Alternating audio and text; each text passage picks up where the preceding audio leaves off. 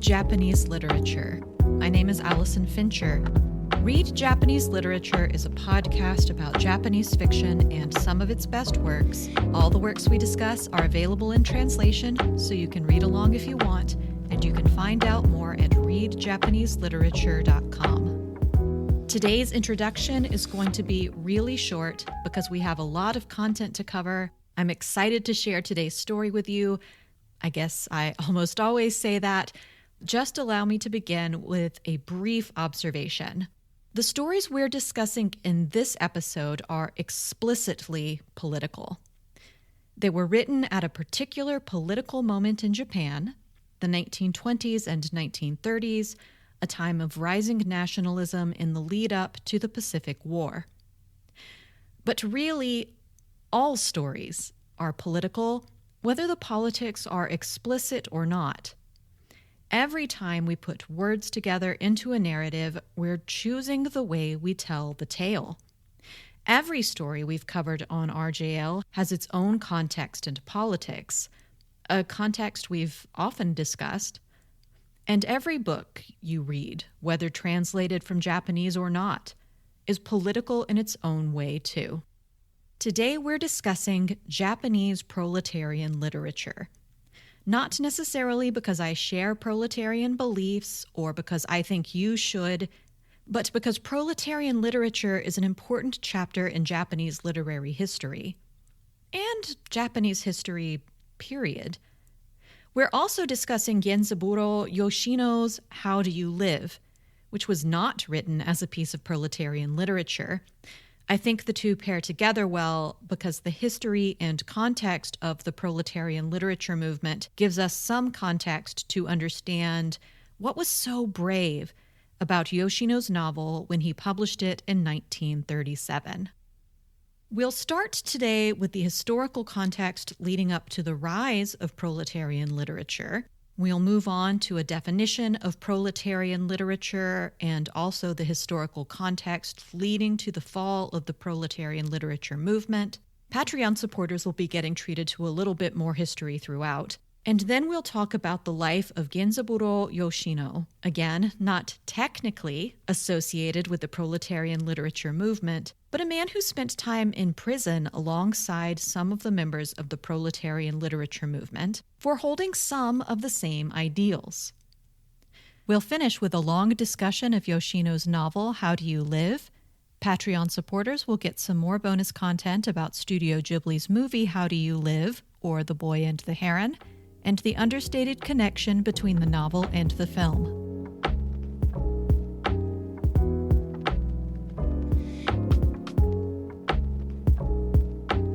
Most of the 1910s and 1920s are known as Japan's Taisho period, sometimes even referred to as the Taisho democracy, for reasons we'll talk about in just a minute. Japan's Taisho emperor reigned from the death of the Meiji emperor in 1912 until his own death in 1926.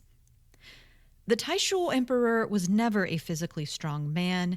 He suffered from meningitis, diabetes, blood clots, and a mental illness. Because he was so frail, he was also never really politically powerful. His son, Hirohito, became Sessho, the regent over Japan, more or less acting as emperor in his father's place in 1921. It was partially because the Taisho emperor was in such bad health that the Taisho period was also a period of relative democracy in Japan, thus the term Taisho democracy. The 1910s and 20s saw many, sometimes successful, popular protests. The rice riots of 1918 were maybe the most notable example of a mass uprising of the common people in Japan. When rice prices rose dramatically, peaceful petitions quickly turned into riots, strikes, looting, even incendiary bombs set at police stations and government offices.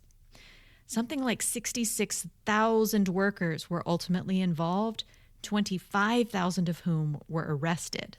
That might not sound like a success, but the rice riots also forced a change of government. There was also a fledgling socialist movement in early 1900s Japan. starting even before the death of the Meiji Emperor. In 1921, a Japanese scholar of French literature named Omi Komaki helped found a socialist journal called The Sower in Akita Prefecture. The group moved to Tokyo a year later. And here is our first mention of the day of proletarian literature. The publication of The Sower is usually considered the very beginning of the proletarian literature movement in Japan, but we'll come back to the proletarian literature movement itself in the next section of the episode. Overseas, the Taisho democracy was also contemporary with the Russian Revolution, and communist ideology had an increasing influence in Japan, too. Many people worldwide were inspired by what looked like the proletariat, the workers, the people on the lower rungs of the social and economic ladder, seizing power. It's really important to remember today that some of the post-war mass casualty events to come out of the Soviet Union didn't begin until the 1930s.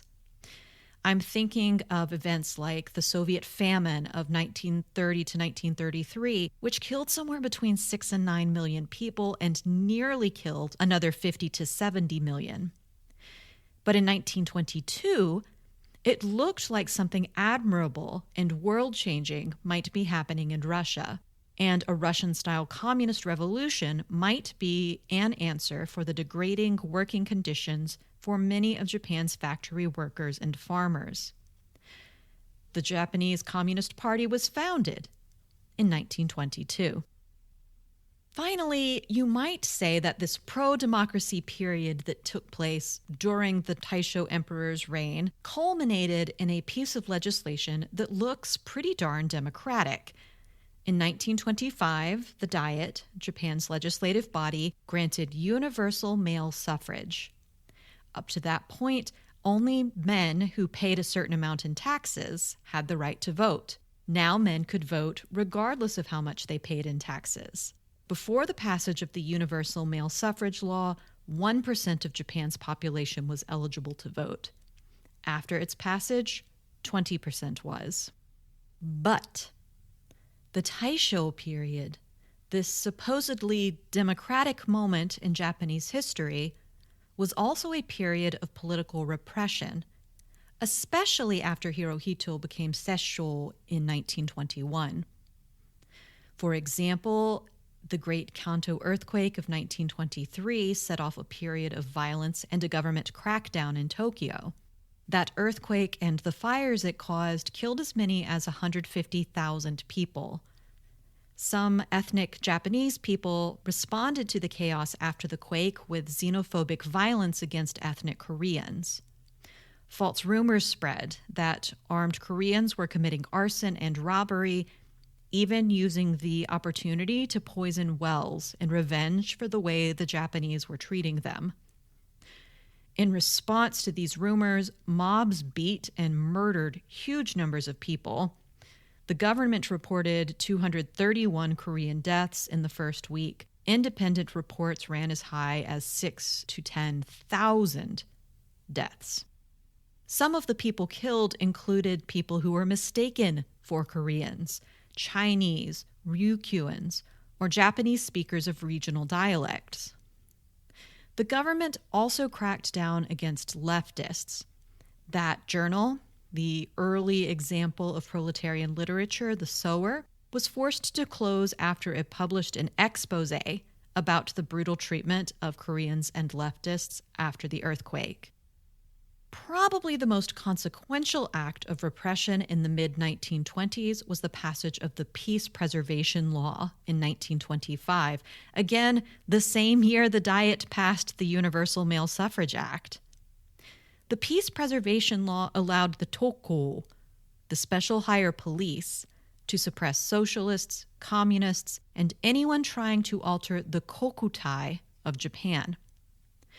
Kokutai is an extremely fraught word that translates as something as simple as body politic or as complicated as Japanese national essence or the basis for the Japanese emperor's sovereignty. Today, it's a word with right-wing connotations, to say the least, not a word an English speaker who doesn't understand all of the nuances of Japanese language and culture should be throwing around casually. The peace preservation law itself wasn't an act of censorship, but it was a crucial piece of legislation suppressing thought anyway. Ultimately, more than 70,000 people were arrested under the peace preservation law between 1925 and its abolition under the American military occupation in 1945.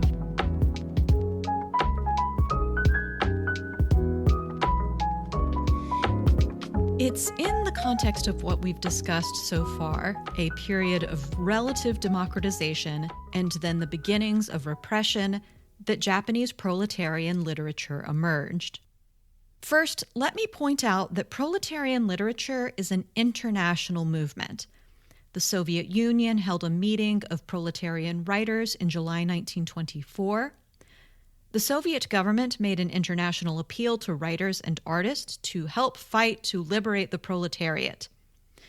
How that was to be done, how writing was supposed to help liberate the proletariat, was pretty vague. Generally speaking, the result of this call was a genre, proletarian literature, that was written for working class people and incorporated Marxist ideas into the plot. I'll elaborate on what that means in just a second. Ideally, these stories would be written by working class people. In practice, they almost never were. Proletarian stories generally depict a worker or workers whose labor is somehow exploited by a boss or a company or a landlord. These workers often suffer.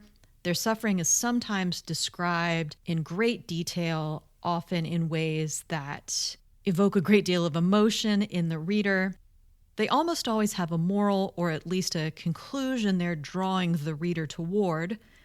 Sometimes the moral of the story is that the workers could rise up.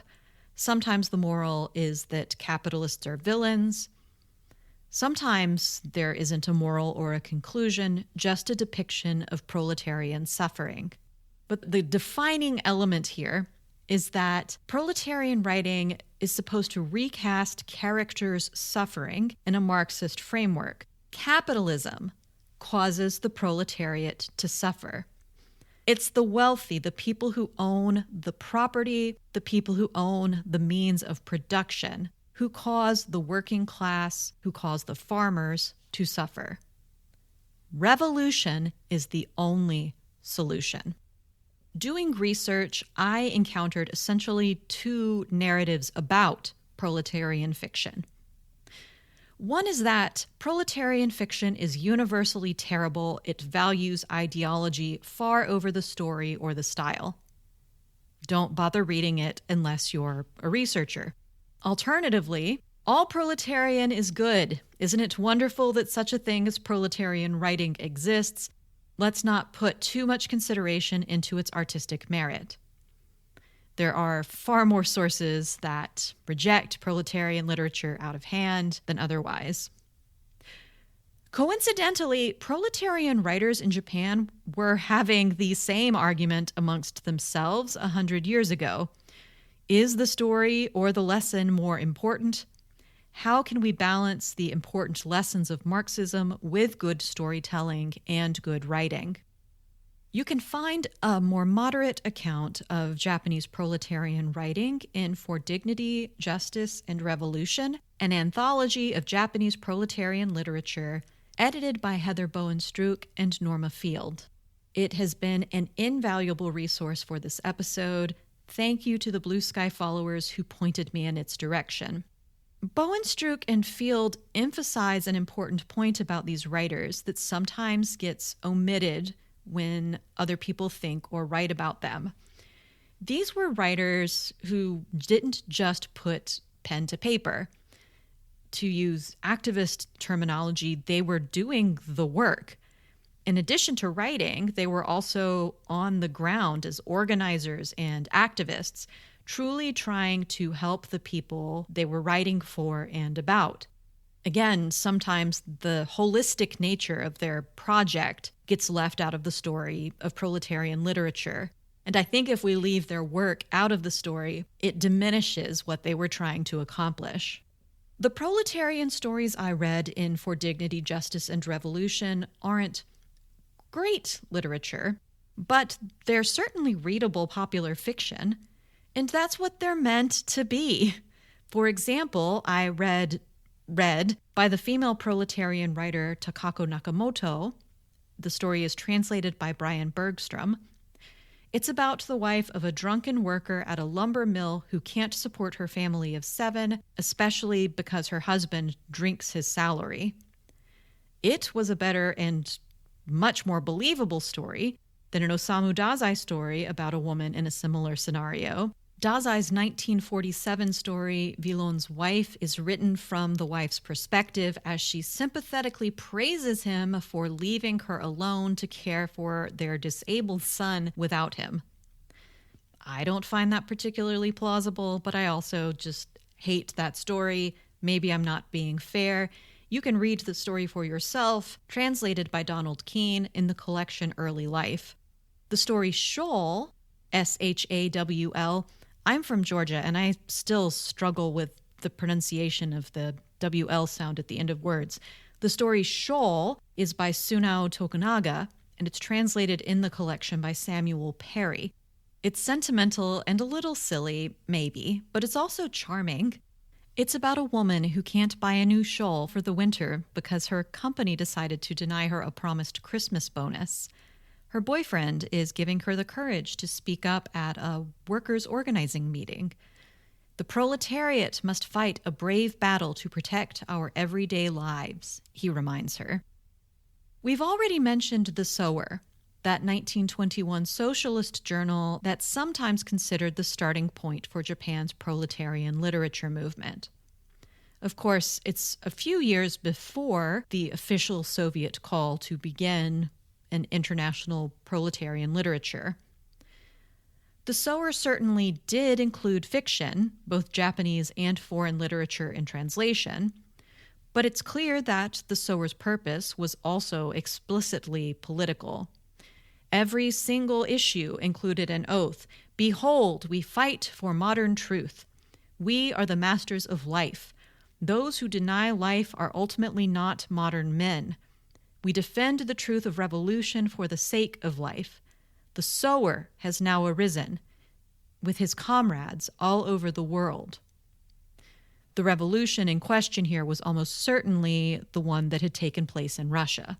Again, this early journal, The Sower, was forced to close after it published an exposé about the brutal treatment of Koreans and leftists after the 1923 Great Kanto earthquake. But in 1924, many of the same editors founded the slightly less revolutionary journal Literary Front. The editors also called for the formal formation of a proletarian writers' federation in Japan. By the end of 1925, the Japan Proletarian Literary Federation had held its first meeting.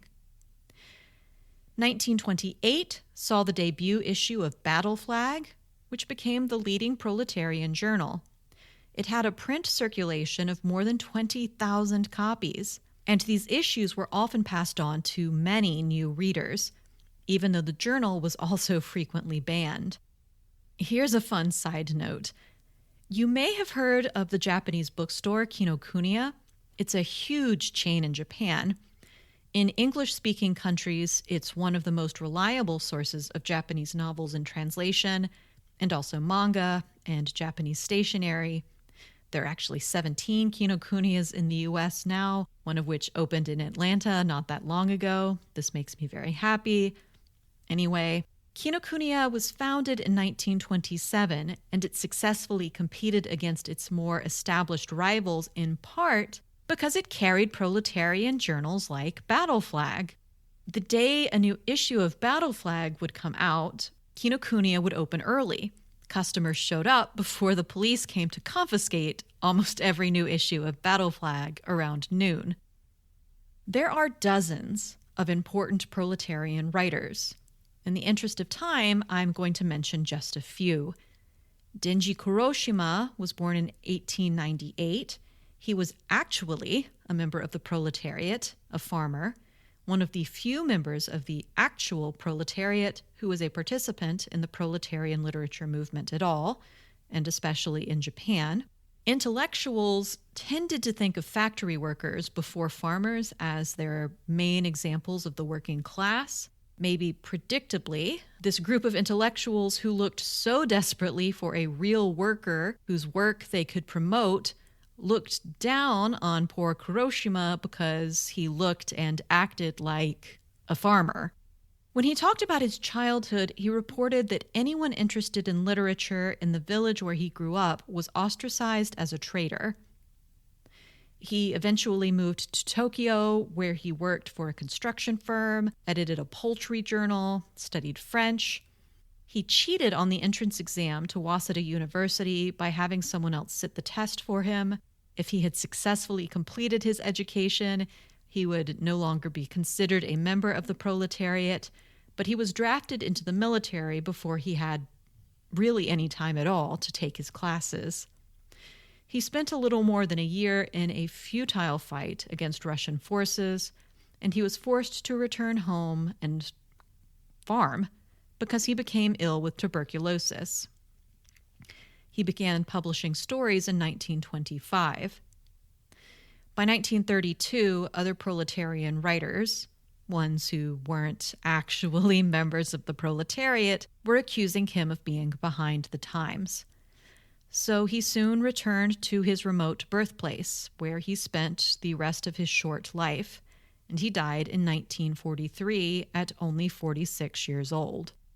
You can find Kuroshima's work in English. You can find his story to Chichihar and an excerpt from his essay on anti-war literature in the collection for Dignity, Justice, and Revolution. And there's also an entire collection of Denji's writing available, translated by Zelko Cyprus, called A Flock of Swirling Crows and Other Proletarian Writers. Sunao Tokunaga was born in 1899. He was another writer who was actually a member of the proletariat. He left elementary school without even graduating. He started working as a printer's apprentice when he was just 12. He then moved to Tokyo to join a larger printer in 1922, and that's where he became prominent in labor unions. The unions he worked with actually made him promise not to write novels. In 1926, Tokunaga was involved in a printer strike the union lost badly. He was one of the 1,700 workers who were fired. Since he was unemployed anyway, he started work on a novel about his experiences, The Street Without Sunlight or Sunless Streets. I'm almost certain it hasn't been translated. He joined the Japanese Proletarian Writers League in 1929. From here, Tokunaga's story gets a little bit more complicated. Certainly the story of The Street Without Sunlight gets more complicated.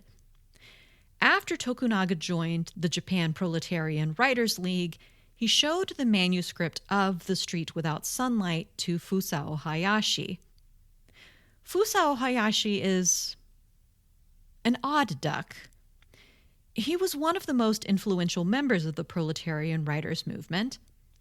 In 1936, he renounced the movement. In 1962, he published a defense of Japan's militarism and the Pan-Asian imperialism that Japan used to justify the Pacific War. Yukio Mishima considered him a mentor for more than a decade before the two had a falling out, and Hayashi appears to have remained an ultranationalist until the day he died. Anyway, in 1929, Hayashi was a highly regarded proletarian writer and critic.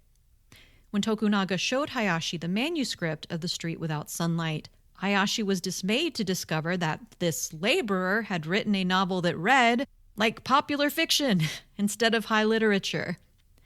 Tokunaga reasonably responded that he wrote in a way he hoped his fellow workers could understand. He even showed Hayashi a serialized novel he had already published in a union magazine. Now, Keep in mind that Hayashi was supposed to want the movement to produce literature Tokunaga's fellow workers could read. Just 3 years earlier, Hayashi had written a long essay complaining about how, quote, none of the works we Japanese proletarian writers are producing have readers among the worker-farmer masses.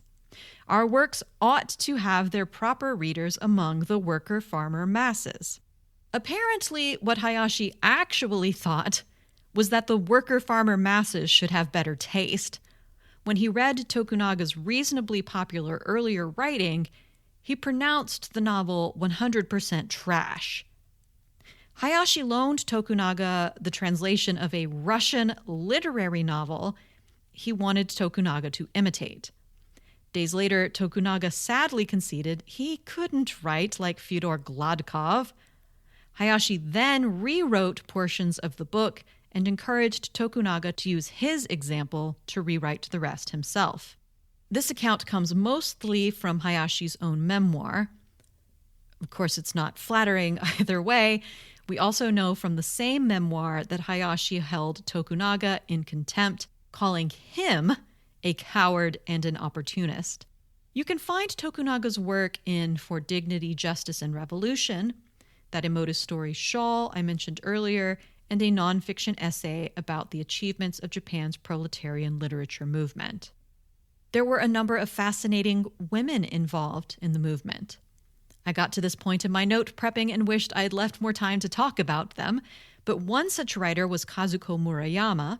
I'm highlighting her in particular because she was an established children's author who joined the proletarian writers movement, since we're going to talk at the end of the episode about a children's writer. Murayama became one of the movement's leading writers for children. Today, we often think about children's writers as women, but there were more men than women writing literature for proletarian children. Nevertheless, Murayama even served as the editor-in-chief for the premier magazine of proletarian kids lit, Boys Battle Flag. Murayama's husband worked in the movement with her. When he was imprisoned, she wrote him and other comrades in jail what she called care package literature. She wrote enough to sustain her family on her own earnings. She managed the household on her own, including her husband's prison laundry, which she had to wash for him because that was the normal expectation of the families of prisoners. There were Korean authors involved in the movement too, although there is very little information about their lives available in English. For Dignity, Justice, and Revolution includes the work of Chang Hyuk-chu and Yong Tong-gyu.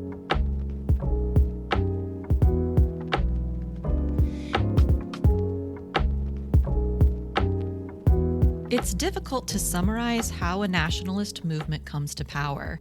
I could go back and describe the threats of nationalism that existed in Japan even in the early days of the Meiji Restoration, before the Meiji Restoration, when Japan was still closed to the outside world.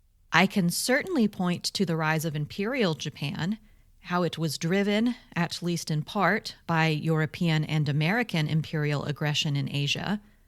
I can point to areas of Japan sometimes fairly called internal colonies, the Meiji-era colonization of Hokkaido, the annexation of the Ryukyu Islands, and the creation of Okinawa Prefecture in 1872, the Japan-Korea Treaty of 1876, the establishment of a colony in Taiwan in 1895. I could point to traditions in Japan that certain subsets of Japanese culture were willing to bend into the shapes that served their political agenda. Bushido, the way of the warrior, by which the samurai kind of once lived, but not really. That's a topic for another day. The emperor system, state Shinto, even the idea of Pan-Asianism went back to the 17th century when the great unifier Toyotomi Hideyoshi wanted to make China, Korea, and Japan into one nation. In the 1920s, nationalistic popular groups grew up alongside socialist and communist groups. Some of the members were members of the military. Some members of Japan's military had never really been happy with Japan's position at the end of World War I, in which they fought alongside the Allies. They felt, with some justification, that Japan had been slighted when the spoils were divided after Germany's defeat. In the end, a lot of the forward momentum toward nationalism came from the military, most specifically the Imperial Japanese Army. Again, to dramatically oversimplify, the Imperial Japanese Army of the 1920s and 1930s was very polarized and very politicized. One group in particular, the Kwantung Army, was notorious for its association with the Imperial Way faction.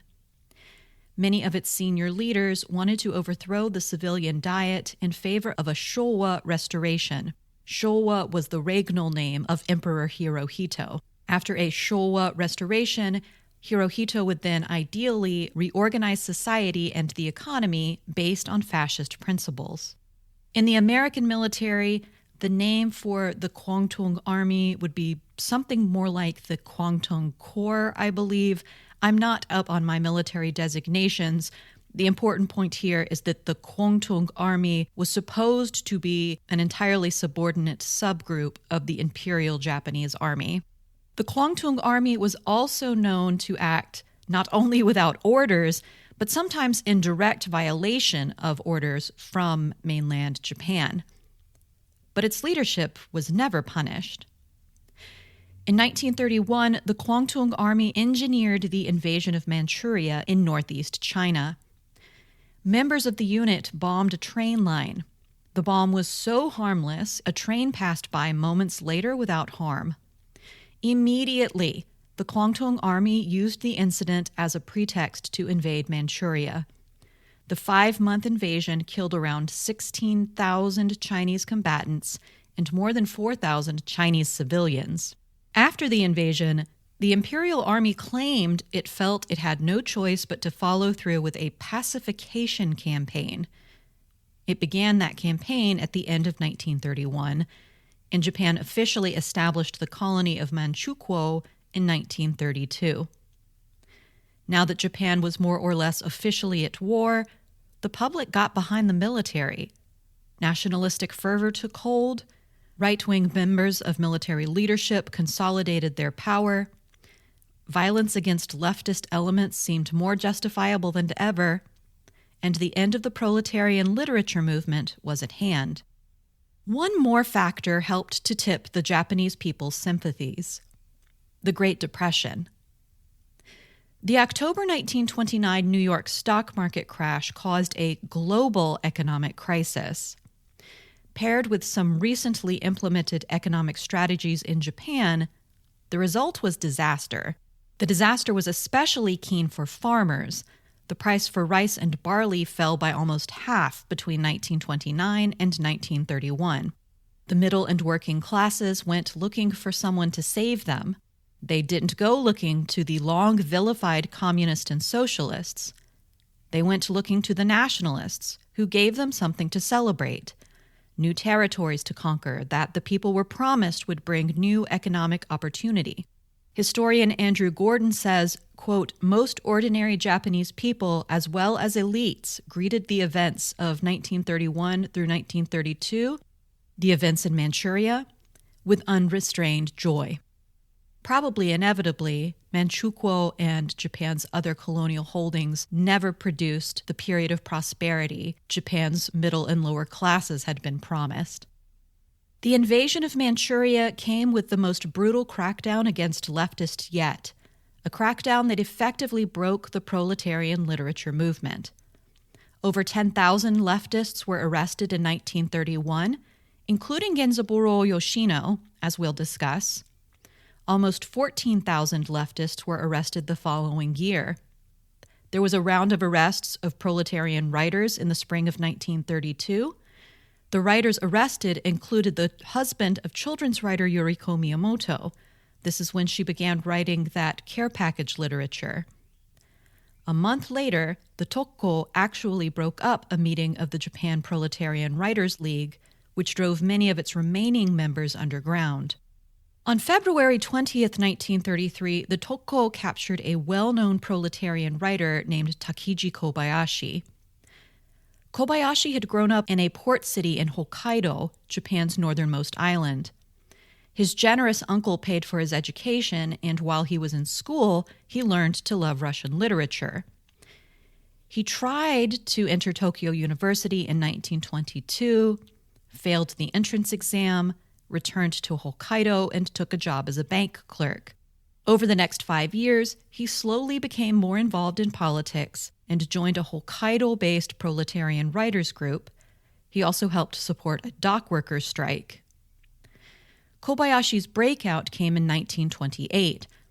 He wrote a fictionalized account of a mass arrest of 1,600 communists. The story is called March 15th, 1928. It's translated into English by Justin Jesty in For Dignity, Justice, and Revolution.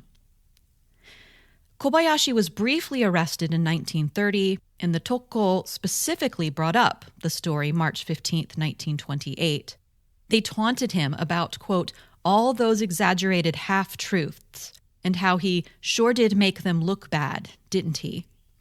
They promised, quote, well, now that we've got you, we're going to give you a taste of what you wrote about. Kobayashi's eventual fate may have been sealed already. Kobayashi was released that time. He followed March 15th with the publication of his most famous novel, The Crab Cannery Ship, also available in English translation, this time by Zelko Cypris. If you happen to follow up on this episode by reading Donald Keene's chapter in Dawn to the West on proletarian literature, note that he calls the novel The Factory Ship.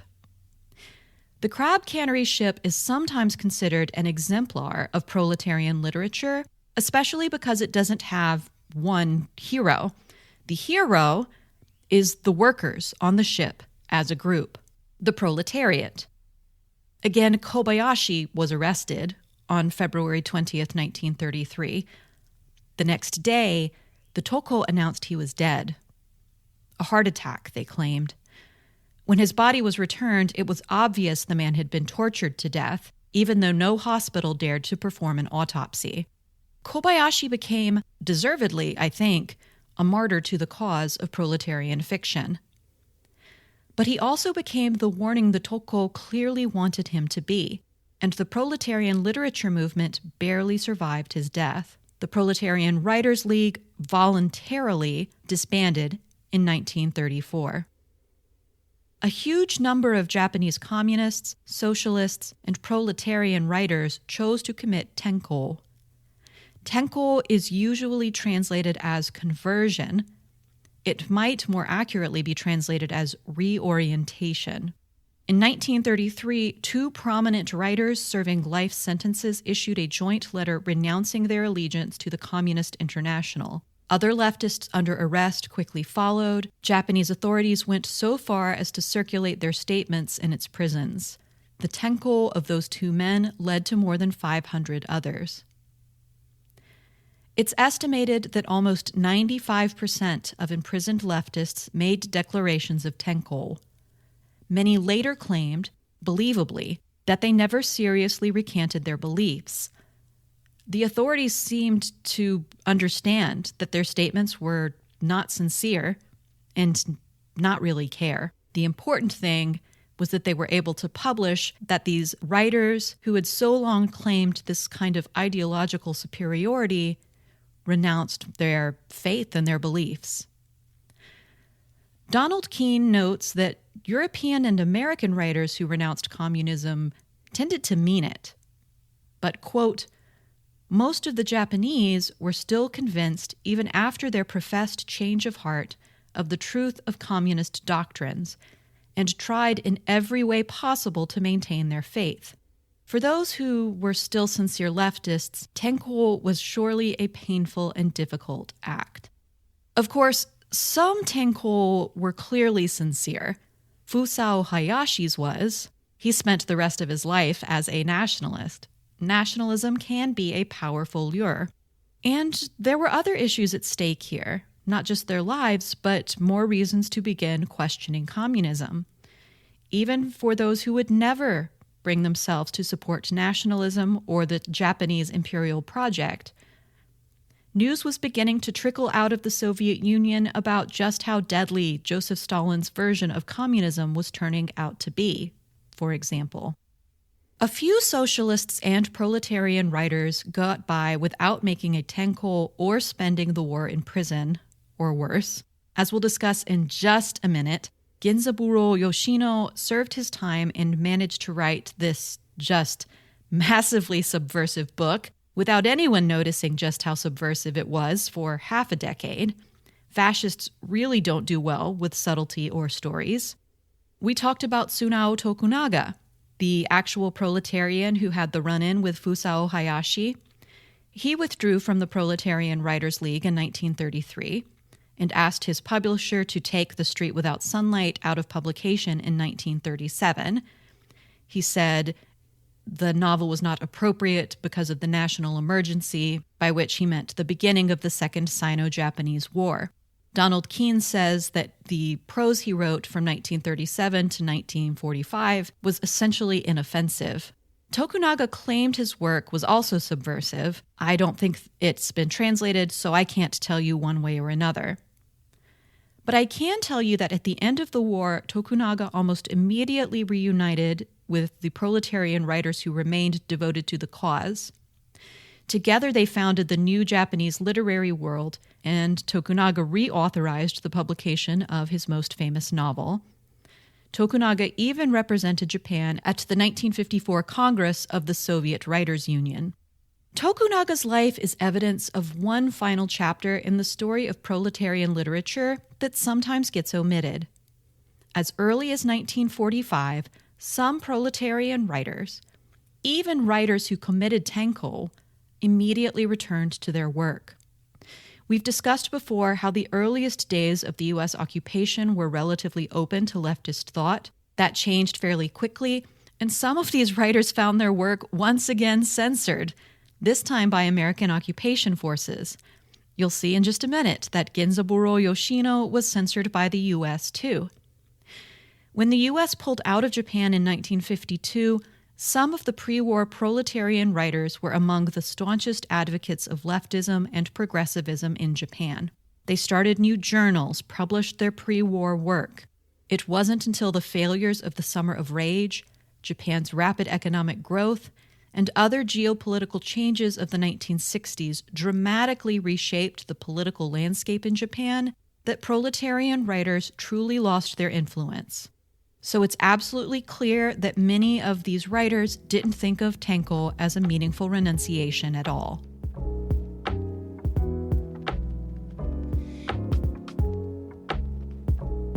Genzaburo Yoshino was born in Tokyo in 1899. He attended the prestigious elementary and junior high schools attached to the Tokyo Normal School and then went on to the first higher school. During the 1920s, he enrolled at the prestigious Tokyo Imperial University to study economics. He ultimately graduated with a degree in philosophy and literature. In 1925, he was 26 years old. Yoshino then spent a year in the Japanese Imperial Army.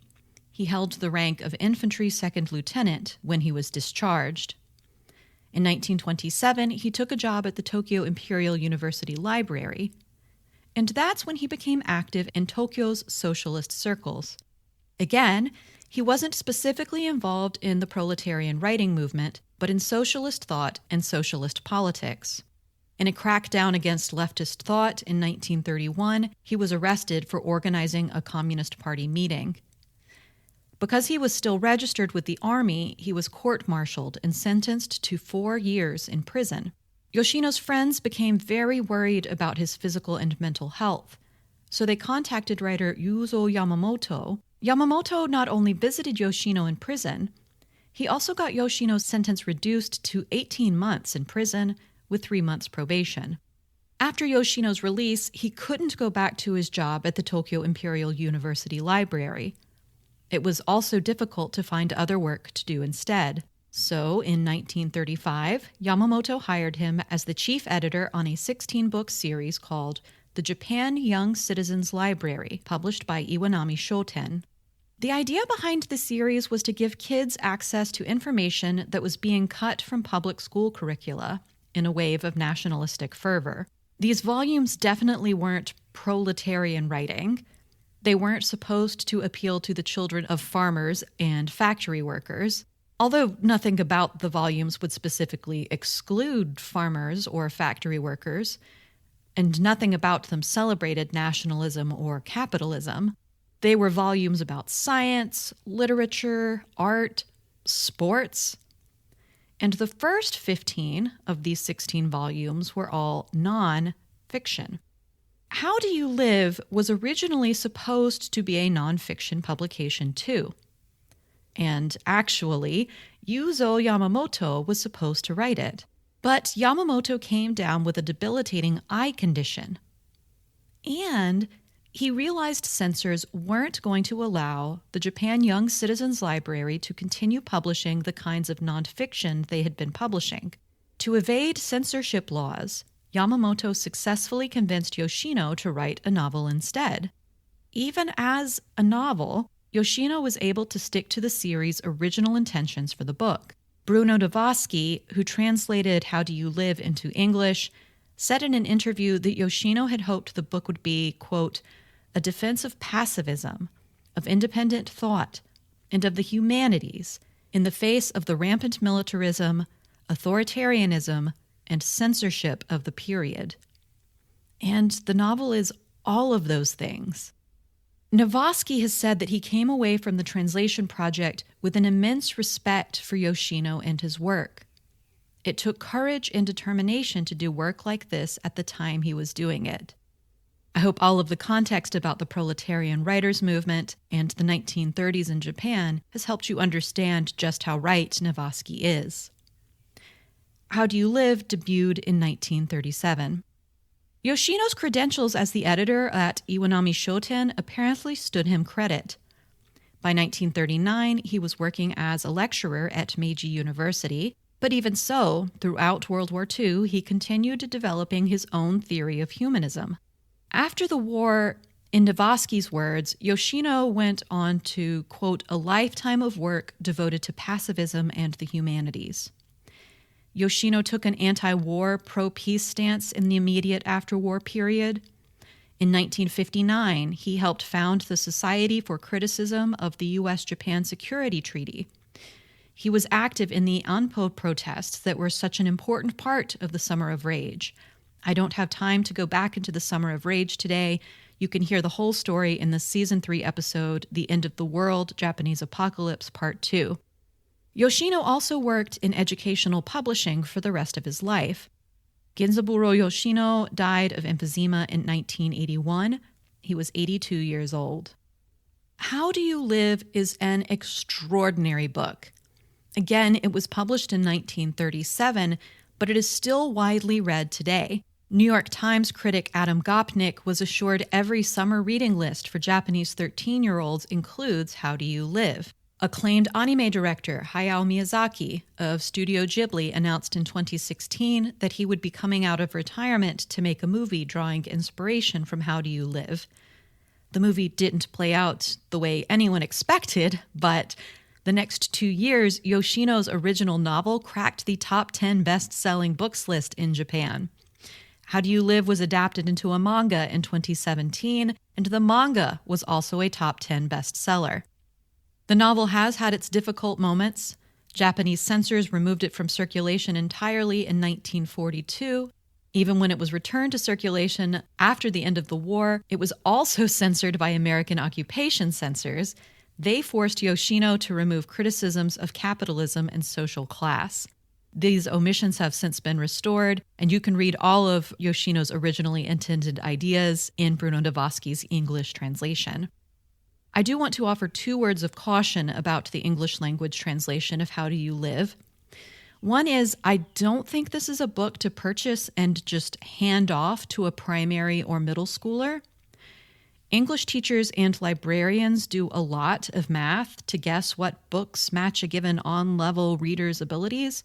Bruno Davosky's translation clocks in at the end of 9th grade. That's harder than Charles Dickens's A Tale of Two Cities, easier than Louisa May Alcott's Little Women. So it's not an easy book for the intended audience to read on their own.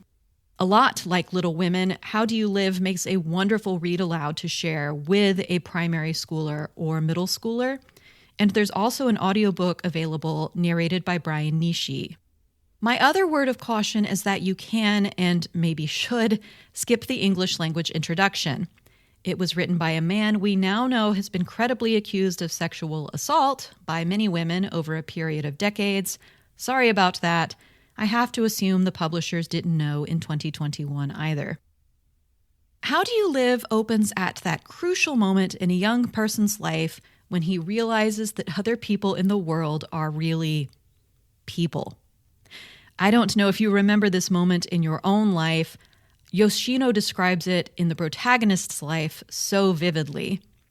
15-year-old Junichi and his uncle are standing on the rooftop of a department store in Tokyo's famous Ginza shopping district and looking down at the people below. Junichi sees the people and begins to think about what he's seeing. It gives him a sort of scary feeling. In the narrator's words, right now beneath Junichi's very eyes, as well as in places he couldn't see, some hundreds of thousands of people were living. How many different sorts of people were there? What were they all doing while Junichi watched from above? What were they thinking? It was an unpredictable and chaotic world. And then the narrator goes on to describe who Junichi sees below. The elderly in their eyeglasses, little girls with bobbed hair, young women with their hair done up, shopkeepers in aprons, office workers in their Western clothes.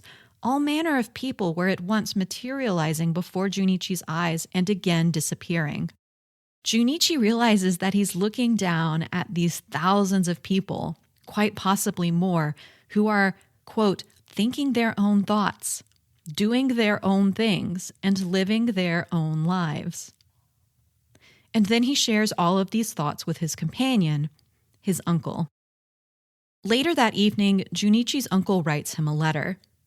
His uncle writes him many letters in a special notebook, but he doesn't show the notebook to Junichi yet. This time he explains to Junichi that he has made no small discovery. The uncle writes, human beings have a natural tendency to look at and think of things as if they were always at the center. Junichi has made a discovery as important as Copernicus's insight that the Earth isn't at the center of the solar system. The sun is. The next time the uncle sees his nephew, he dubs him with a new nickname, Copper, short for Copernicus. And that's the name that Junichi will be known by for the rest of the novel. Copper and his uncle have a special relationship. It's really this relationship that ties the book together. Copper's father died of a wasting illness not so very long before the beginning of the novel. 3 days before he died, Copper's father called his wife's younger brother to his side to ask a favor. He says, I want Junichi to become a great man. And this could mean rich or powerful, but he continues, a fine example of a human being. So Copper's uncle explains in his notebook, when I write things in this notebook for you to read someday, it's because of those words your father said to me. And then Copper's uncle continues with what might be my favorite line in the entire novel. When it comes to English, geometry, algebra, even someone like me could teach you these. However, people come together and build this world, and they live their different lives in it individually, and I cannot teach you what it means or what value it has. That is something you must discover on your own as you get older. And even after that, when you are grown, you will have to study this and seek out the answers for yourself. Life experience is what teaches us empathy, and empathy is something we truly have to spend our entire lifetimes learning. I'm going to include some spoilers in our discussion, but leave most of the novel's delights for you to discover for yourself. Let me say that we get to meet Copper's friends, Mizutani, whom he has known since elementary school, Kitami, whom he comes to admire during the book, for his outspokenness and willing to stand up for what's true. Urugawa, the poorest student in class, whose work ethic Copper comes to appreciate. We get to know Copper's reflections on how intertwined the world really is. Again, these were remarkably brave assertions for Yoshino to write down and publish for children in an increasingly anti-Western 1937 Japan. Copper reflects that he wouldn't have survived his early childhood without international trade. If these observations don't sound plausible to you coming from a 15-year-old, I invite you to spend time with 15-year-old children, 13-year-old children, younger children. This entire book seems so realistic to me as a parent and someone who spent time teaching middle and high school English. Copper's mother didn't have a strong enough milk supply to nurse him.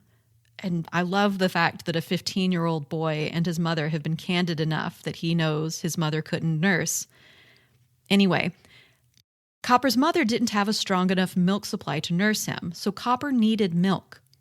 Japan has very few dairy cows of its own. The powdered milk Copper relied on as a baby came from Australia. But Copper didn't just need Australian cows. He relied on the people who took care of the cows, the people who milked them, who took their milk to the factory, who made the liquid milk into powder. The people who put the powder milk into canisters, who took the canisters to the railway, who ran the trains, who took the cans from the trains to the harbor, who loaded the canisters onto the steamships, who ran the steamships. Even after the milk arrived in Japan, Copper needed someone to unload the canisters, put them back on a train, take them to the warehouse, guard the warehouse. Merchants had to sell the milk. Advertisers had to advertise the milk. Pharmacists had to carry the milk in their pharmacies. Even delivery boys had to bring the milk to his house. There is no such thing as a person who can live on his own. In a letter, Copper's uncle explains to him that he has discovered macroeconomics and sociology, which he will someday study. He also reminds Copper never to forget that human beings do all of this unseen labor. To be human in an inhuman relationship is quite a shame. Even between perfect strangers, human relationships have to be human. Yoshino wasn't at all afraid to praise Western culture and history and science where it deserved to be praised. Not only the Prussian-Polish Nicolaus Copernicus, but Macedonian Alexander the Great, English Sir Isaac Newton, French Napoleon Bonaparte, French Blaise Pascal. How Do You Live isn't a panegyric to the West, though. It celebrates Japanese culture and cultures of the East, particularly in a long digression about Buddhism in Japan, India, and elsewhere. In the course of Yoshino's novel, we get to hear Copper's observations of his poorer classmate Urugawa and his uncle's reflections about class. These are some of the reflections censored by the American occupation forces. Copper's uncle makes an argument that many of the poor are those who contribute the most. Between the people who produce things over and above what they consume and send them out into the world, and the people who don't produce anything and who do nothing but consume, which are the great human beings? Which are the important human beings? If you ask yourself this, it's not much of a puzzle, is it? The main antagonists of the novel are a group of older students in the judo club. They have decided that the school as a whole does not have enough school spirit. They've even itemized a list of complaints. 1, there isn't enough school spirit. You can tell because there isn't enough cheering at sports events, like judo meets. 2, younger students aren't respectful enough to older students, like them. 3, the number of students who have abandoned themselves to reading novels, seeing plays, or going to movies or musical reviews is too high. These decadent entertainments will destroy students' strength and resilience. The judo club's ultimate complaint is a sinister echo of nationalistic claims that were common in 1937 Japan. Quote, "Make no mistake, once they enter society, students with no love of school will surely become citizens with no love of country. People who don't love their country are traitors. Therefore, we can say that students who don't love their country are traitors in training. We must discipline any such fledgling traitors." Mizutani, Kitami, Urugawa, and Copper resolve to stand up to the bullies together. What comes of their promise to each other is the main conflict of the story, and I won't spoil how it turns out. I hope you can see how very brave Genzaburo Yoshino's novel really was. He wrote a thinly veiled allegory about the military regime in Japan in 1937, one that compared the militarists to petty high school bullies. And woven in with this story, he has included not only a wealth of information about the history and ideas of cultures his government has condemned, he's provided a defense of these ideas too.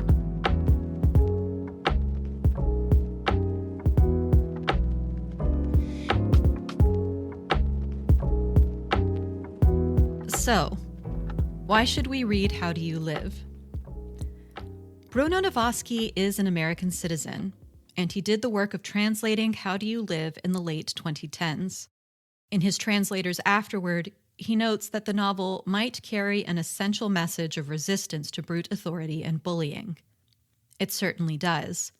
Navasky continues, quote, "It's a unique book and particularly valuable to us now, when violence against citizens is on the rise and independent thinkers in many places around the world are being attacked by their governments." And it really is. I can think of no better novel for this moment in history to read alone or with the children in our lives. I'll end my defense for why we should read the book with a line from Copper's uncle. We are all human beings, so if we can't all live a life that is really human, something is wrong. I don't think I can improve on Yoshino's lesson. I've been reading today from Bruno Navasky's translation of Genzaburo Yoshino's How Do You Live? North Americans can buy their books through the link on the episode page to support the podcast. I really hope anyone who hasn't read the novel will take a chance to pick it up. I've also posted a list of proletarian literature on readjapaneseliterature.com. There really isn't much of it in English translation. I appreciate the help of Blue Sky followers and members of the Japanese literature Goodreads community helping me compile a list of what there is. A member of the Goodreads Japanese literature community gave me the idea to include a few modern titles in which proletarian writers might find something to like, which you'll also find on that list. If you like what you've heard today or any of the resources on the Read Japanese Literature site, please consider becoming a Patreon supporter. These folks keep the podcast on your podcast apps of choice and the site online, both ad-free. This month, they also paid for my copy of For Dignity, Justice, and Revolution, which is now thoroughly marked up. I'm very grateful I didn't have to try to salvage a library copy. Thank you to all of my Patreon supporters for that. And thank you especially to new supporters Yunyun C., Lindsay, and Paul C. Find out how you can join them at patreon.com/readjapaneseliterature.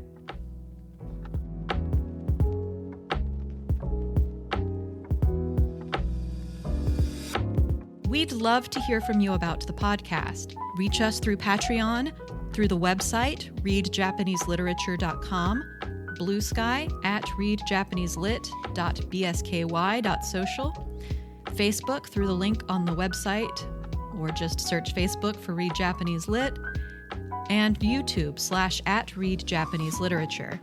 Thank you again to the Japanese literature community on Blue Sky, especially to those who helped me identify proletarian stories and sources about proletarian stories. Thank you again to the Japanese literature group on Goodreads, and thank you as always to producer Kaim for today's music, khaiMmusic.com.